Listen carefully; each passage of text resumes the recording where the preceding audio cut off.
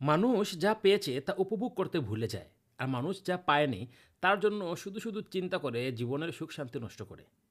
একবার এক বাদশাহ দেখলেন তার রাজ্যের একজন গরিব প্রজা, সে খুব হাসি খুশি, তার মনে প্রচণ্ড সুখ। তিনি তার উপদেষ্টাকে জিজ্ঞেস করলেন, আমার এই প্রজা তো অনেক গরিব, তার তো প্রচণ্ড অভাব, কিন্তু সে এত হাসি খুশি কীভাবে? তার মনে এত সুখ আসলো কীভাবে? আমার তো কোনো কিছুর অভাব নেই, কিন্তু আমি তো তার মতো এত সুখী না। বিষয়টা কি? তখন উপদেষ্টা বাদশাকে বললেন, আপনি এক কাজ করুন, একটা থলে নিন, থলেতে ৯৯টা স্বর্ণ মুদ্রা রাখুন, আর এখানে লিখে রাখুন থলের উপরে যে এইখানে ১০০টি স্বর্ণ মুদ্রা আছে। তারপর ওই থলেটি আপনার গরিব প্রজার দরজার সামনে রেখে আসুন। যেমন কথা তেমন কাজ। বাদশাহ একটা থলে নিলেন, ৯৯টা স্বর্ণ মুদ্রা রাখলেন, আর লিখলেন এখানে ১০০টা স্বর্ণ মুদ্রা আছে। আর ওই থলেটা রেখে আসা হলো ওই গরিব প্রজার দরজার সামনে।